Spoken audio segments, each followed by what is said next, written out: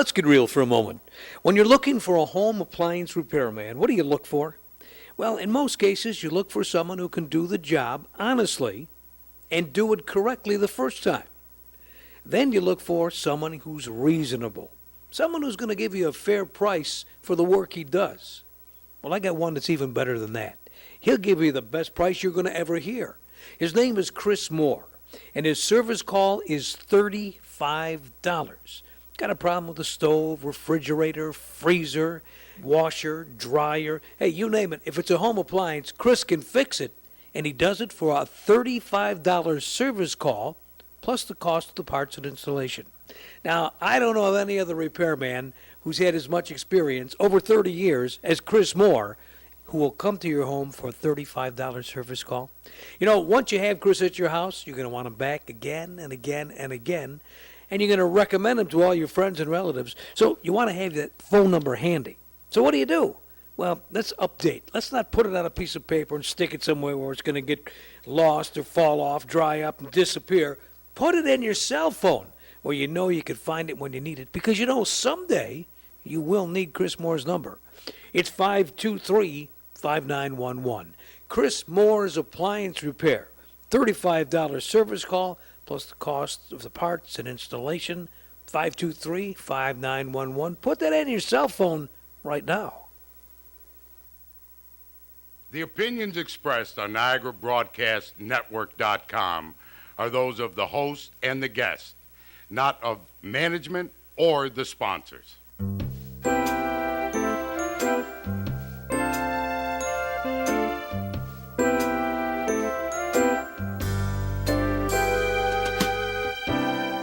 Lovers know a special place, Niagara Falls. Romance shows on every face in Niagara Falls. Rushing waters.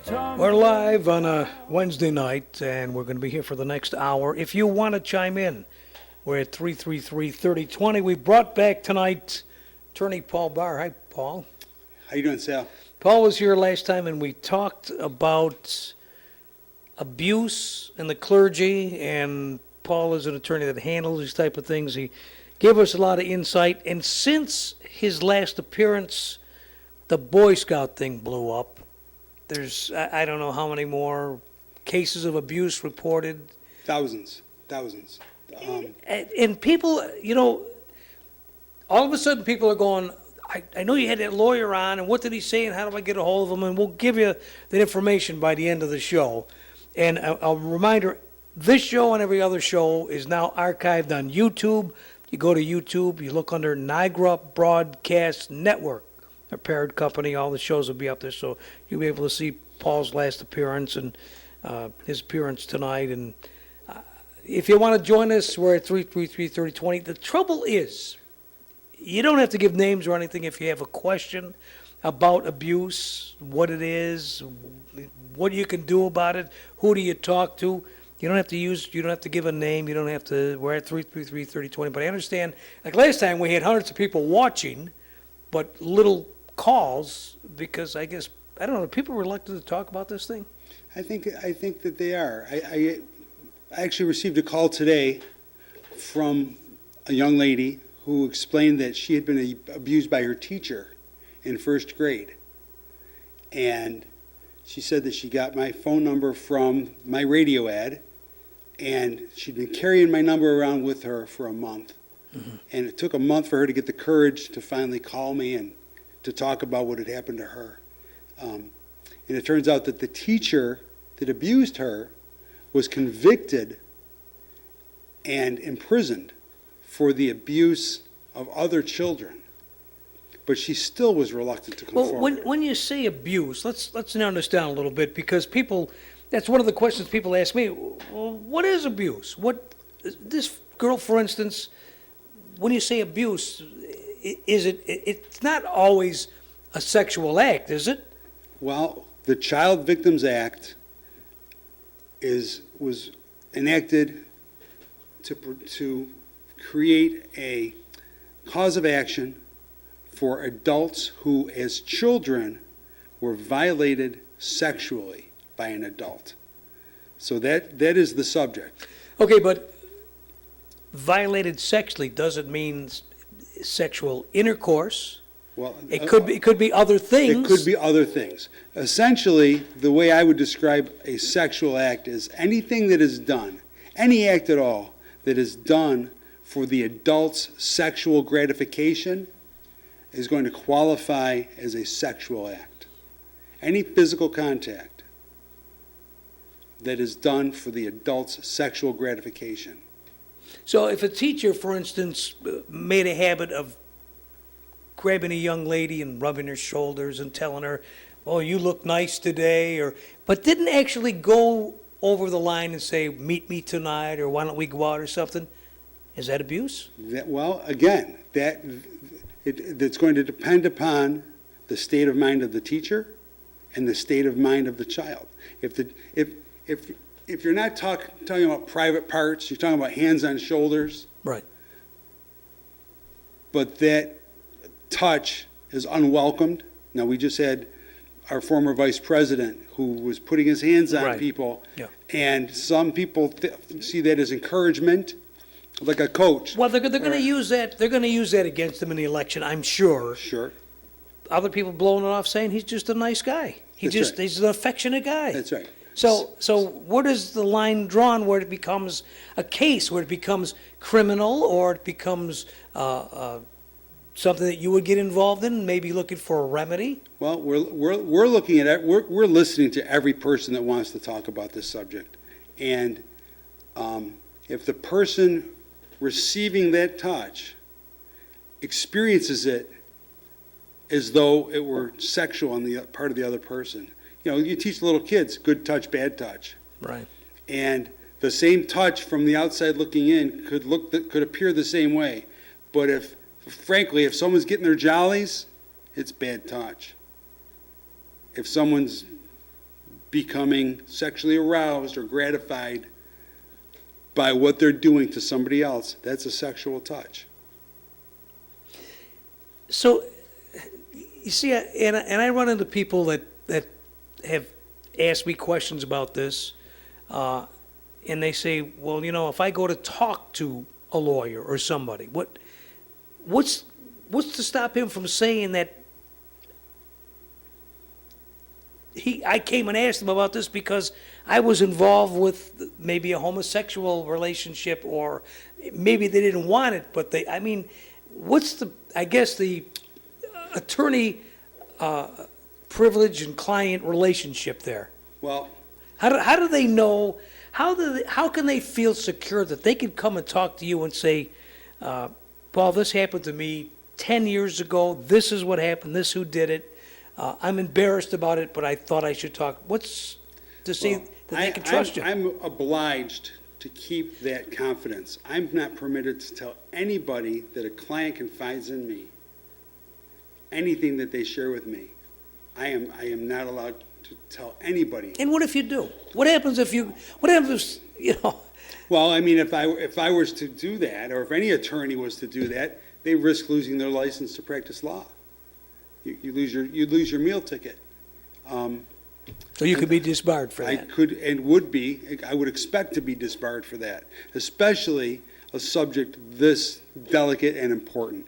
But you mentioned something else I wanted to cover.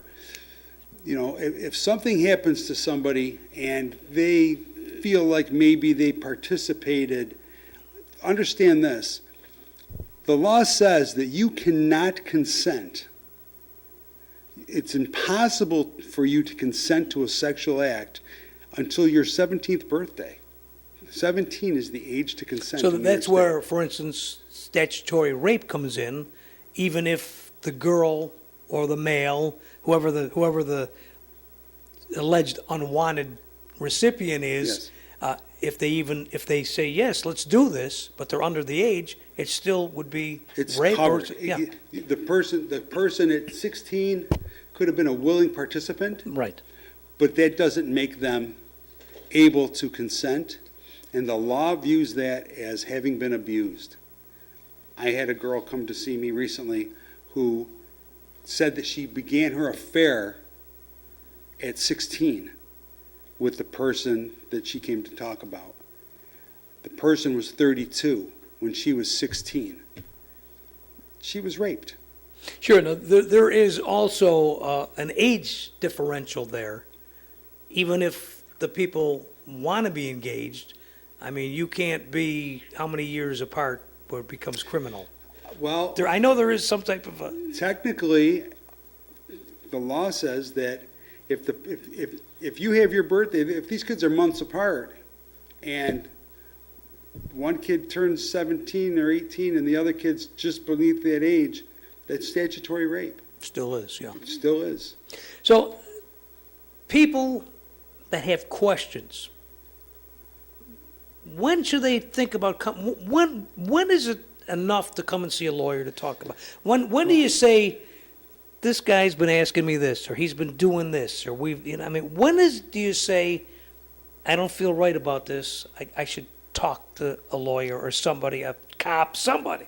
My thought is that if it's on your mind, if you're questioning an act that was either done to you or somebody you care about, if it's on your mind at all, consult a professional, whether it's an attorney, your counselor, a therapist, a police officer, your family doctor.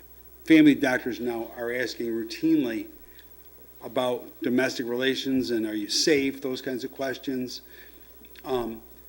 Confide in somebody that you trust and get an opinion. If you're unsure at all, get an opinion. The clergy thing we've been hearing a lot about, the Boy Scouts just coming out, I don't know, but what type of things come up that people come to see you about? Say, I mean, it's not all full-blown sex, right? I mean, it's You know, there's a spectrum of acts. There's a spectrum of things that people are describing that made them uncomfortable, and the range is from uncomfortable to terrorized. I mean, I know people who, for instance, were asked by a priest, hey, what are you doing this weekend? We can go fishing. You could come to my cottage. We'll spend the weekend together. Although some people apparently have done this, and there was no sexual contact reported, I feel it's wrong. It's not what went on because maybe they were drinking, maybe they were, whatever they talked about or whatever they looked at, whatever they did, that it was detrimental to the child's mental ability, which is against the law. Sure. So when do they sound the alarm on this type of thing? Well, I would say that if you are now an adult, you can assess these things. And you can know a thing for what it is. And I don't want to take away from any meaningful relationships that people had while they were young with adults, because I certainly had a lot of formation from supportive, loving, caring adults in my life. I had a paper route with 80 families on it. I was in and out of every home collecting my money for 7 years. I never had a single incident in any of those homes. I have nothing but the fondest of memories of all of my customers. And I started that paper out when I was 11, and I had it until I was 18. And I was very fortunate.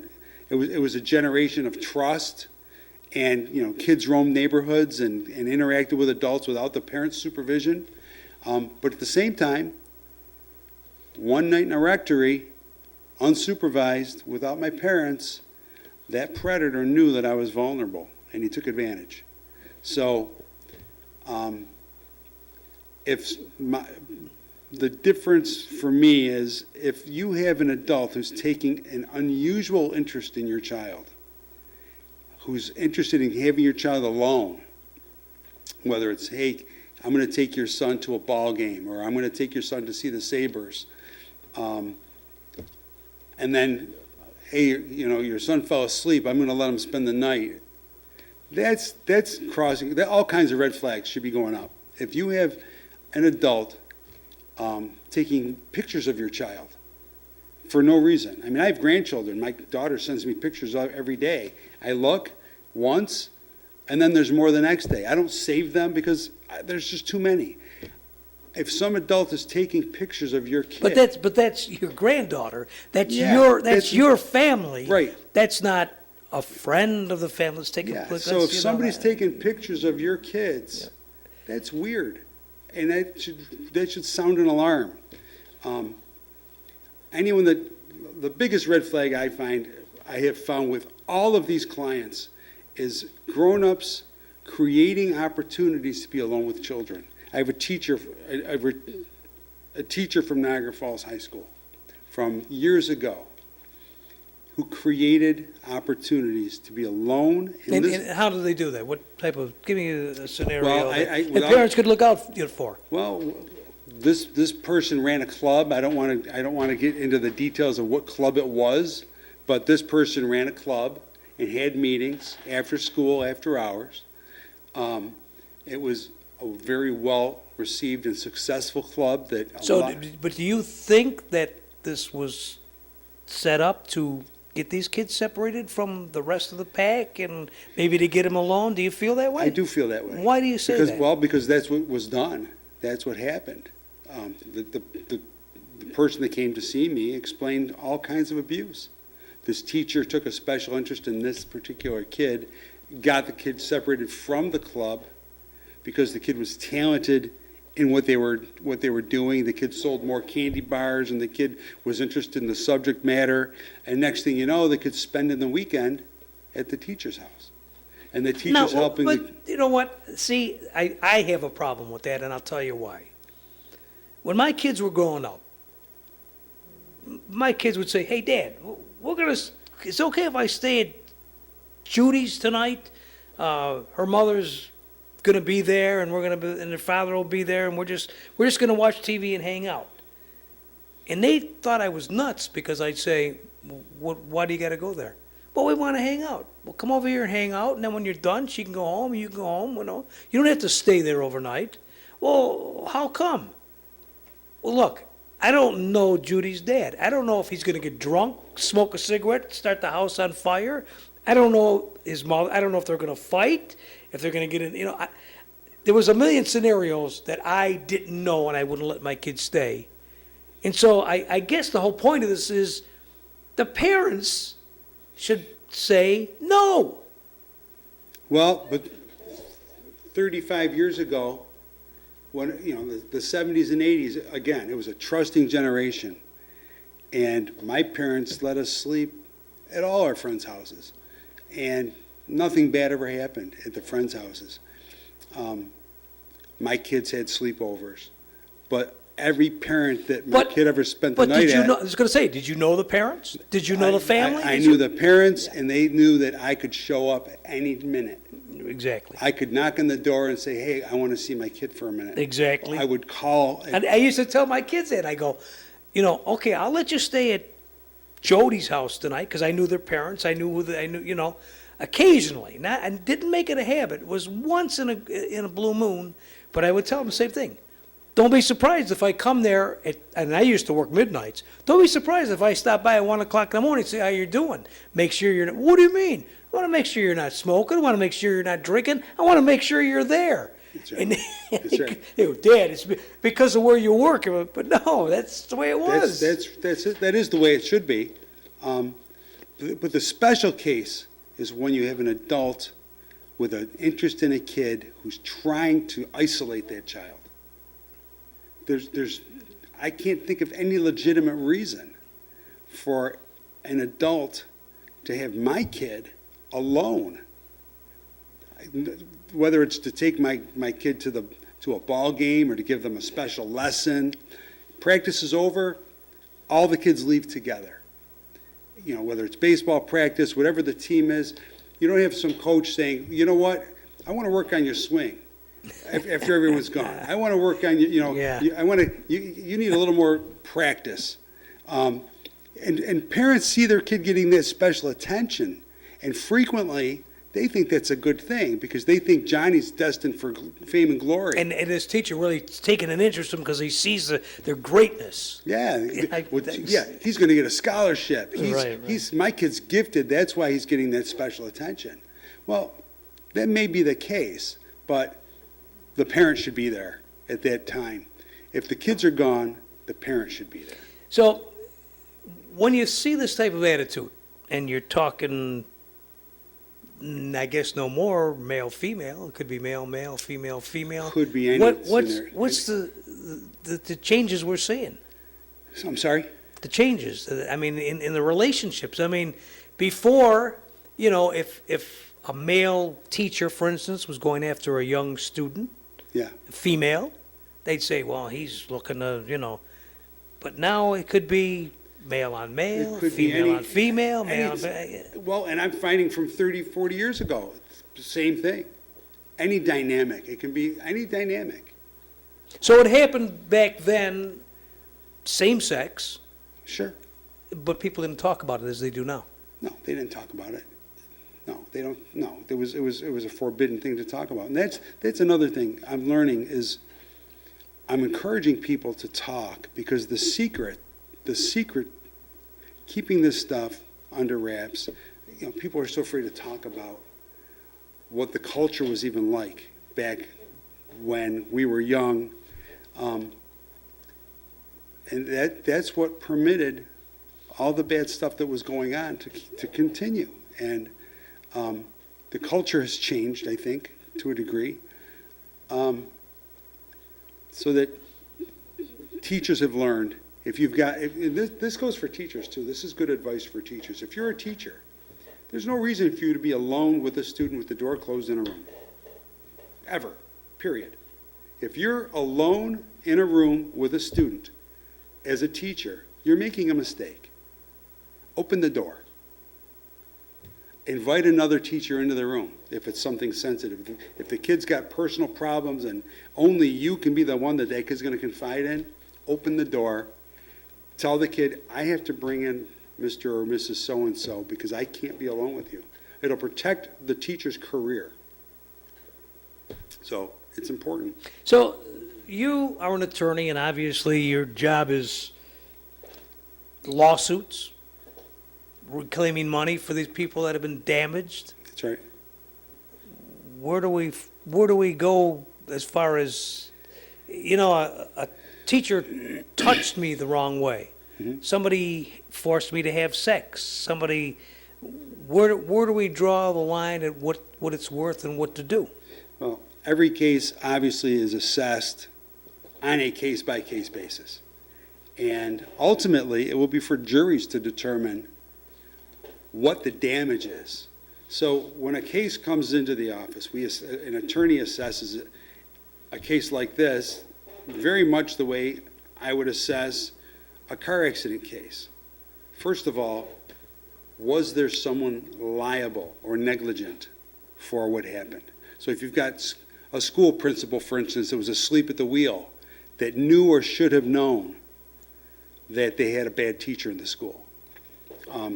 Several years ago, there was a case in North Tonawanda where a teacher was writing notes, love notes, to elementary school students. And Legitimate love notes are just, I mean, like the Valentine little they were candies. love notes. I love you kind of well, thing. these notes were, a student dropped one, and a new teacher found the note and gave it to the principal. I could not mistake that note as an attorney for anything but a love note. All kinds of red flags went up. The new teacher thought enough of this note to bring it to the principal's attention. The principal went and talked to the teacher, gave the teacher a lecture, left it at that. Is that good enough? That teacher was later convicted and imprisoned for having sexually abusing several of his students, and he confessed. So if the principal that got that note and gave this teacher a talk just did that, could he get a knock on his door and saying, you're being sued because you knew about this and all you did was talk to the guy, you didn't do anything? Well, and you know this as a police officer because you are a mandatory reporter in New York State. If you learn of any type of maltreatment against a child, a police officer, a teacher, an EMT, a doctor, each of those people is a mandatory reporter. You're required to call Child Protective Services. It's not enough to just report it even to your principal. Right. You're required to report it to Child Protective Services and let them make the determination. Now, people sometimes are reluctant to call Child Protection. It's like, oh, I'm not sure. That's a borderline call. Well, they do investigations themselves. They do such a good job. Right. They do a tremendous job, and they keep your identity anonymous. They'll ask you for your name, but they will keep your identity anonymous so that the person who's being investigated won't know who you are. Always, always, always err on the side of protecting that child, because Child Protection knows how to determine if it's a legitimate or not a legitimate claim. And if it's unfounded, they will make a report unfounded, and that'll be that. But always, always err on the side of protecting the child. We're at 33330 Tony. We're talking to Attorney Paul Barr. He handles abuse, sexual abuse, among some of the duties as being an attorney. He also sues drunk drivers. We'll talk to him a little bit more, and maybe you have a question. We're at 3333020. If there's something on your mind, you don't have to identify yourself. I know a lot of people are reluctant, and we have a lot more information for you, so we're coming back with Paul Barr. Time to stock up on your warm weather favorites for summertime entertaining, gift giving, and enjoying. Supermarket Liquors and Wines is your headquarters for all the liquors and wines you'll need throughout the season. And you know what? They're open 7 days a week for your convenience, late night Friday, Saturday, and always plenty of cashiers on hand to speed you on your way. You want to find out what their specials are every week? Just check them out online, supermarketliquor.com. They're Niagara's largest liquor store, which means their prices and selection are the best you're going to find. Supermarket Liquors and Wines, Niagara Falls Boulevard, Military Road, just across from the Fashion Outlet Mall. Supermarket Liquors and Wines, where you'll always find plenty of brightly lit free parking in front of the store and plenty of cashiers on hand to speed you on your way. Supermarket Liquors and Wines. Yeah, we were looking at us and not the Supermarket Liquors and Wines. But Paul Barr's with us. When is the time to call an attorney or call somebody? When is enough? First time, second time, when you feel uneasy, when? I would say before the first time if you can, when you feel uneasy if you can do it. We're looking at the Child Victims Act as being there for people who have taken a long time to even find it within themselves to talk about it. I was very fortunate myself because having been sexually assaulted by my priest, I found support at a very young age and was able to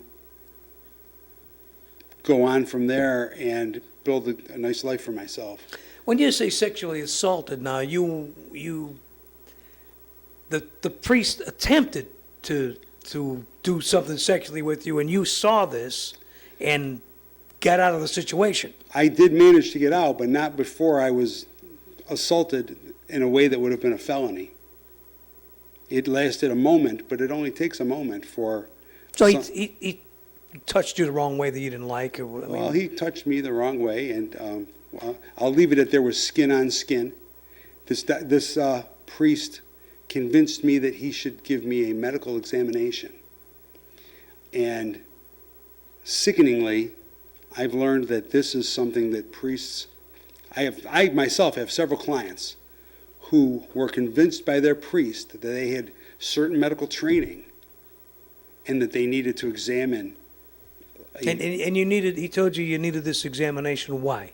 Because he said that I was an athlete, and that as an athlete I could be hurt a certain way and I could be rendered sterile. He said, you won't be able to have any kids, and I'm trained, I have this training to detect this. And early detection is the key. So let me perform this examination. And at 16, I was naive. I was trusting of the man in the collar. Sure. It's funny because, not funny, but it's weird now to think back at myself being that naive. But I've heard it over and over and over from so many of these people that have come to me and said, I can't believe I let that happen. And they blame themselves. And I'm here to tell you, don't blame yourself. I was a 16-year-old boy. I wasn't even yet a young man. I was a boy. I was in school. I was trying to have fun. And I was hoping to start youth volleyball and youth group stuff with this priest. I thought that that's what he wanted me to do. But instead, he invited me to, got me alone, flattered me, and then convinced me that I needed this examination. And in an instant, I recognized what a bad touch was. I knew it wasn't an examination. And I fled. I got out of the situation. But not before what should have put that priest in jail. And what happened to him, the priest? Is he still around? He's since passed away. He was transferred several times. I've come to learn that he had many, many, many other victims. And some of the things I learned that he did to other people was just horrendous. Just the worst abuse. Just the worst abuse I've ever heard. So when you're going back, you're talking years ago, and you're talking about people in school years ago and Yes. that. Is there still a remedy for them at this time? There is a remedy. Our state legislature just passed the Child Victims Act, which creates a cause of action for anybody who was ever abused in their life to confront their abuser for 1 year. Thereafter, the statute of limitations will go until people are 55 years old. From now on, you can accuse somebody of abusing you until you are 55 years old. And the reason for that, Sal, is because it takes that long for many people to develop the courage to say, this happened to me. But when you say statute of limitations, you're talking about a criminal action, an I'm arrest? talking about civil. A Civil, civil okay. cause of action. All right. Civil cause of action. In the criminal code, I believe the age is 28 years old. I believe that it now will go to until the person is 28. But civilly, to bring an action against the individual or the organization that was responsible for the individual, whether it's the scouts, like we're talking about, a school district, or the church, or a church. It's not only the Catholic Church. There are ministers in other religions that we're learning also took advantage of children. You got scouts, you got clergy now, you're talking schools, teachers in schools. Are there Yeah. other professions, groups, or agencies, or organizations that people should be Again, more aware of? I think you need to be aware of any place where there are adults interacting with children. We need that. We need adults to interact with children because that's how we educate them and train them. But at the same time, if you've got somebody there who's taking a special interest in a child and using that opportunity to isolate the child, that's the red flag. If you've got an adult taking other people's children home to their house, or I'll drive your kid home after practice. I hear that over and over again. I had a coach driving me home after practice, having me alone. Eventually, he was arrested and died in prison for abusing children. Did he ever make any advance towards you? He did. He did. He did. Yes. Yes. Absolutely did. And that's another one of these situations where I lived with that all those years because I thought if I would have told on that guy. But, when you're 16, you're not thinking of yourself as a child. You're thinking at 16 of yourself while you're 16 as a young adult. They start to treat you like a young adult. In my high school, Niagara Falls High School, when I was 16, we were allowed to leave the school during our breaks, during lunch. It was the Wild West. They treated us like we were in college. We came and went.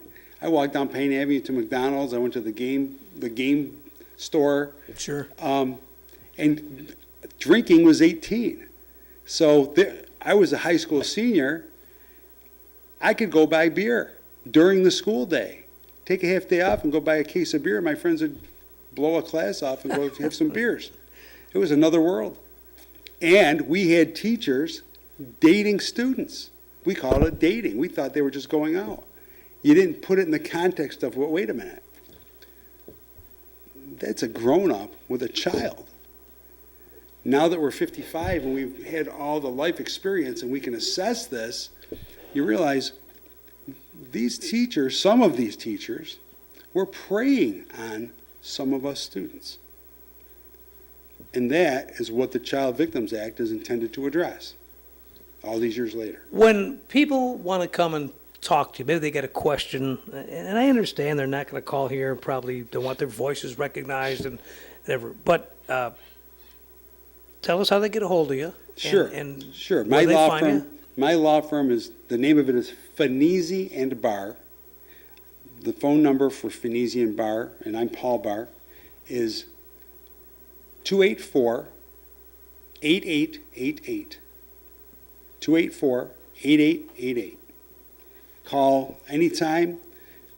We have 24-hour answering. I answer personally 24 hours, 7 days a week. Somebody wants to come in and talk to you, maybe there's something on their mind that happened years ago. Should there be a time period where they say, well, you know, I'm 50 now, and it happened when I was in high school? Should they still call you? They should call me right away, because if you're over 55, the statute of limitations window is only 1 year long. So we need to hear from anybody that even thinks they may have a claim. You've got from August this year until August next year to actually file the claim. So we want to hear from those folks sooner rather than later. Are there principals out there that should be maybe a little nervous now, knowing I knew this teacher was going after kids, or I knew, and now all of a sudden someone's going to report this, and if more than one person reports it, and it turns out the principal knew, are they possibly in trouble? I would think they are. I don't know that they'll be in trouble in a way that criminally they won't be. I wouldn't expect if it's an old case, but civilly, sure, certainly. That's going to tarnish their legacy. Again, I think there was a culture during my years of school. There was a culture of students or teachers interacting with students in inappropriate ways. I can recall a field trip that I was taken on by a teacher myself. We went to Lake Placid, and the bus got there. We got off the bus and went into a hotel, and I don't think I laid eyes on that teacher again until it was time to leave 3 days later. It was an absolute free-for-all. And the rumors were always that that teacher was using this as an opportunity to isolate certain students that he was attracted to. And I know that my school wasn't the only school where that was happening.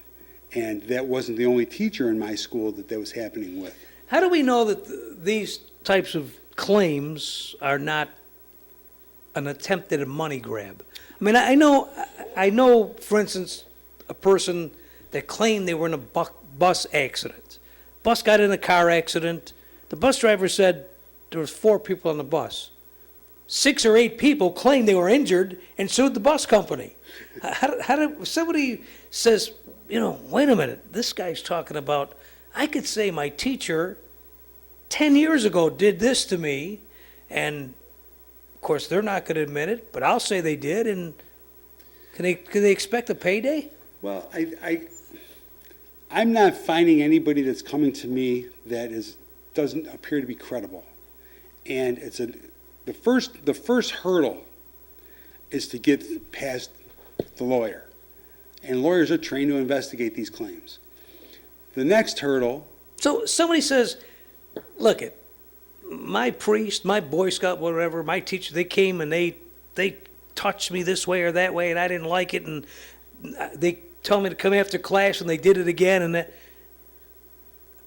How are they going to prove that when it's over with? It happened a few years ago, and it supposedly was maybe in their classroom, or as they drove them home, as you say, or Sure. got them alone. Where's the burden of proof? The burden will be on that person to prove their case. The attorney has to prove the case. So there's going to have to be some kind of evidence. The evidence will be witnesses, either circumstantial, I mean, they don't have to be in the room, but if you've got a witness that says, hey, you know, I remember such and such a teacher taking such and such a student home every day. I remember Susie told me that this teacher was interested in her way back when. And she told me that they had gone to dinner, and whenever they went to dinner, they went over to Canada, or they went over, they snuck around. Or I remember there was a note, or there was. So then you present this to a jury? Is that how it happens? Ultimately, the way we assess the case is if we can bring this case to a jury. Is this a case we can bring to a jury? Because I just see, I know there's scammers out there. And I know I got to say this, I hear a lot, oh, this guy, he's brutal with me. He was, I mean, as a police officer, I heard this a lot. Sure. He beat me up, he did this, he did that. Well, you know, since they got the body cameras, a lot of that ended because a lot of that stuff never happened. Sure. I'm not saying it never happened, but a lot of the stuff reported. I mean, I've been on calls where people have said, 3 guys, they knocked me down, these cops, and they kicked me, did this and that. And you'll have footage where that never happened. And as a lawyer, you got to know what I'm talking about. Of course. So without body cameras, how do they prove this? Well, you can't prove something that... And they do this, I think, because they're looking for a payday. That's Sure. the whole point Well, of this. yeah, is there an opportunity for somebody to make up a story that they'd been sexually abused? But the likelihood of somebody coming and saying in descriptive detail things that are hard to talk about anyway, for people that it did happen to, I mean, it's just a hard thing to share that this grown-up touched me when I was young. So what we're looking for is the person who says, this happened to me, and I told my therapist in 1995 that in 1983, this guy did these things to me. Or I told my mother, and my mother knows that this happened to me. Or there's going to have to be some way to corroborate what happened. Or if you're the 5th of 6 or 8 victims that this person, that this teacher or this priest or this whatever was abusing, well then, yeah, that corroborates a pattern. How does, for instance, when you talk about it in school, how do you, I understand the clergy, there's some type of a registry where if a guy's been accused, his name's on the registry? Yes. Do they have this in schools? Do they have this in scouts? Not yet, but I think that this is, well, the scouts, that's what they're releasing recently is a list of what people they know to have abused children. Credibly accused people who have abused children. So, yeah, will that come about? Will there be gradually a list of credibly accused teachers? Probably so. I would expect to see that. How do you, just getting away from this kid thing for a minute, I know a lot of husband or wife abuse is alleged. Mhm. Sometimes wives say, he raped me. And they say, that's impossible, that's his husband. And we also know when they say no means no. Right, that's right. So in the family structure, husband, wife, is there a lot of alleged abuse going on? I'm not seeing it in this venue. Do you handle that? I don't handle family law cases. I handle injury cases. If somebody calls me with a family law question, I refer them. I'll tell you who I refer. Michelle Bergevin, I think, is an amazing attorney. She's wonderful. And I refer anybody with a family law question to Michelle. She's got tremendous expertise. That said, yes, of course it's possible for a husband to rape a wife. No does mean no. And any unwanted touch, any non-consensual sexual touch is illegal. And being married doesn't absolve you from that. Of course not. You can't do that any more than you can punch your spouse. They're both illegal. You can't do it. That I understand, but I don't know if a lot of people People- actually realize that. Well, yeah, this is America, and people don't realize that. I guess they don't, but they need to know it, and I'm glad that times and the culture are changing, especially in that regard. In your business, did you when you thought about getting? I mean, I know you've sued drunk drivers, you've handled accident cases, you've done things like this. Where did the light bulb or the thought come on? I'm going to specialize in sexual abuse cases. What made you say this is a viable thing for me to look at? Well, when I learned that the Child Victims Act was being legislated about in Albany, and the state legislature kept voting it down. It would only go so far. The bill would go. Just explain what the Child Victims Act exactly is. So what the Child Victims Act does is, it creates the cause of action by extending the statute of limitations up till somebody turns 55, and for 1 year, it's indefinite.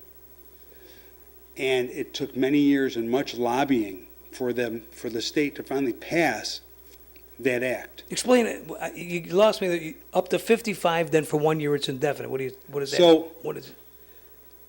For 1 year, anybody who is ever, you can be 80 years old, and if you're abused as a child by a priest, you can, right now, for the next year, bring a cause of action. For a You can year. sue the diocese where that happened in New York State.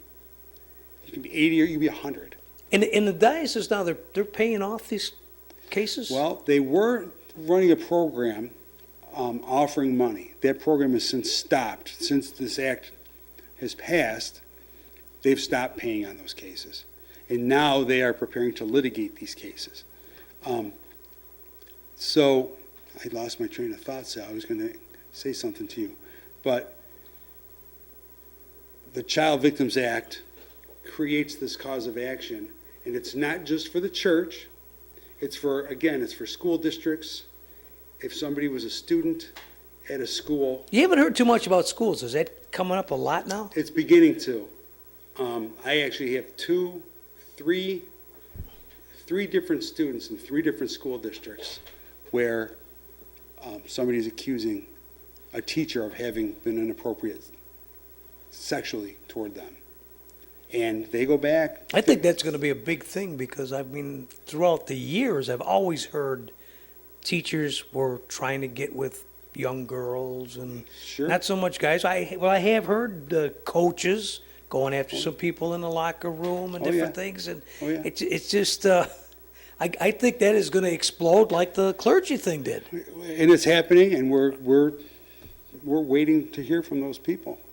So what do? You go to the school district and say, you knew about this, or they said you knew about it, and That's right. Yeah, that's right.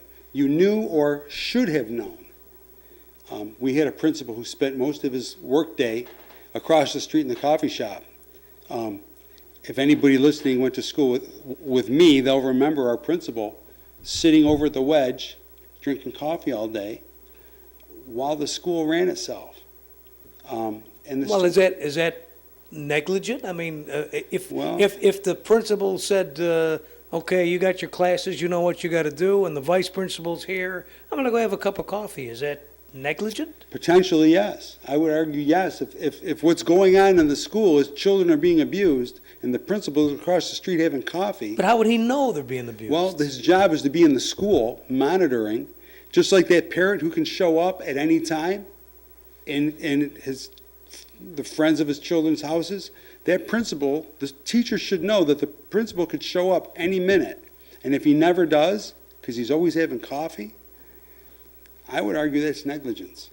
Because the standard is what they knew and what they should have known.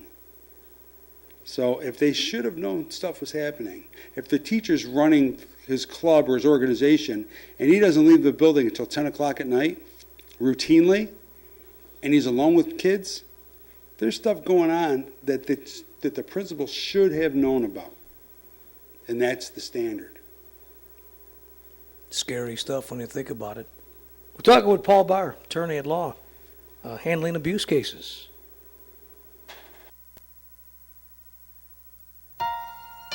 at the Wellness Park Pharmacy at 86th and Buffalo Avenue and the Community Medical Pharmacy on Michigan Avenue just off Main Street. You're not just another customer, and your needs are important. To them, you're a somebody. Sometimes you wanna go where everybody knows your name, and they're always glad you came. Now under new ownership, both pharmacies will see to it that you get the personal service that you deserve. Want to give them a try? Then call right now, 260-1918, and tell them you want to switch your prescriptions over to the Wellness Park Pharmacy or Community Pharmacy in Niagara Falls. They'll make all the phone calls to make it happen. And both pharmacies offer free home prescription delivery. And when you have them on the phone, be sure to ask about their wide selection of CBD products, available in creams, oils, gummies, and much, much more. Get all the details today by calling 260-1918. The Wellness Park Pharmacy at 86th and Buffalo Avenue and the Community Medical Pharmacy on Michigan Avenue just off Main. Call 260-1918. Where everybody knows your name. Everybody knows your name. And they're always glad you came. Hey, as you think about this show and you talk about the show, and you will, you could find it up on at later tonight and for the near future up on YouTube. Go to YouTube, you look up Niagara Broadcast Network, and this program will show. Paul Barr is here. He was here a couple of weeks ago, and that program was up there too, but we brought him back because of this latest thing with the Boy Scouts, and this is just, it's getting crazy. It's getting absolutely crazy. I don't even know how to, years ago we never dreamt about this kind of thing. I mean, you knew it happened occasionally, but it sounds like there's thousands of cases across the United States. There are absolutely thousands of cases.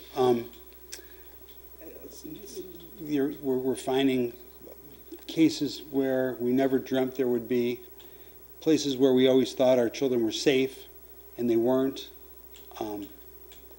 And this is providing a remedy for people to finally face the person that abused them. After, people are carrying this around for years and years, unable to discuss it. I'm encouraging people to tell the truth about themselves. I had a fellow today who said he hadn't told his wife and kids that back in the 70s he was abused by his priest. And he said, I don't want to interfere with my wife's faith. And what I said to him today was, someday your kids are going to eulogize you. And when they do, if they can understand what made you the person you are, the reason you wouldn't let your kids go to the ball game with the coach, you had to be there. Or the reason maybe that you were grouchy and short-tempered sometimes. When they understand what you endured and what you protected them from, they'll understand the man you are. And I think that the truth is really important. And we're developing networks to help people have support through talking about this. I don't want to leave people high and dry.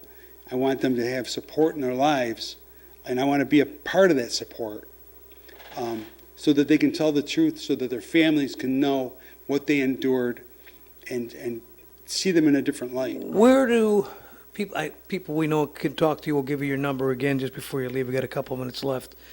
But when you say support, where do they go for the support? What organizations, can you put them in touch with somebody or a group? Or? Well, I am at this today. In fact, part of my day was spent researching good support groups. I know of one in New Jersey, and the person that I'm working with there is a former priest. And the name of the group escapes me, but if anybody contacts me, this guy left the priesthood because he was a whistleblower. But you're talking New Jersey. People here would want to talk to somebody here, wouldn't That's they? right. So well, this organization is growing and developing, and the fellow that's a former priest. His name is Robert Houtzen, and he's helping me to organize a support group locally so that people who come to me can have good support. And we're looking for some professionals to also get involved in that. But we're in the very early stages because we didn't expect the response that we're getting. Now, So- people are talking, I know they are. I mean, They are. I'm hearing a lot.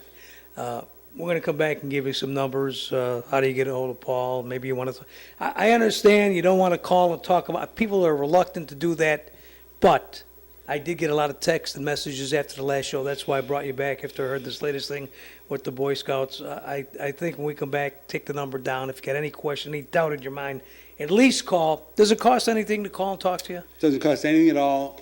I'll meet with anybody that wants to meet with me as well, and that also does not cost anything. What if they want to file a case? Does that cost anything? No, if they file a case, it's what's called a contingency fee basis, which means that the law firm only gets paid if they get an award for their client.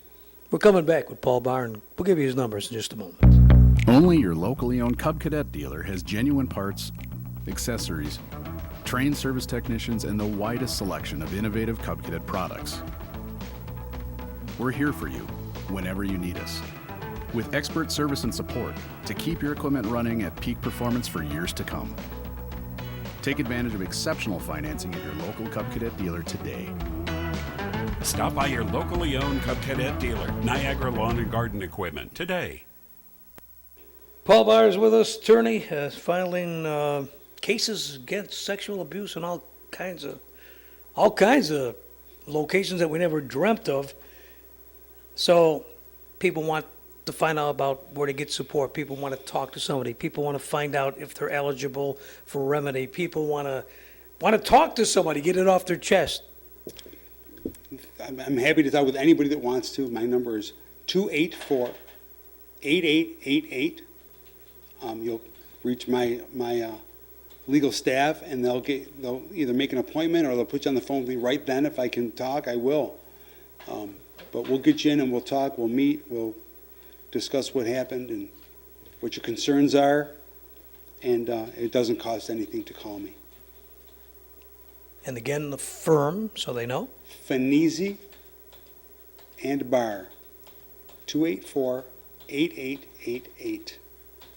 And you're located on Pine Avenue. Pine Avenue, 2303 Pine Avenue, across from Mario's Deli. We're going to have Tony Coletti here actually on Friday to talk about changing of Pine Avenue in the Okay. market area and what they're going to do. All right. You yeah. guys involved in that at all? You know what, I'd like to be, but I'm not. I know they've had some issues on Pine Avenue recently. Well, we're going to talk about that Friday. Paul, thank you for being here. Thank you, sir. This is a tough subject, and I just hope we've enlightened somebody and given them an opportunity to maybe get out from something that's been bugging them for years. Is this the kind of thing that preys on people for years and years? Yeah, they hang on to it for years. Well, this will maybe give you an opportunity to pull away from it, folks. Thank you, Paul. Thank you, Sal. See you next time, folks.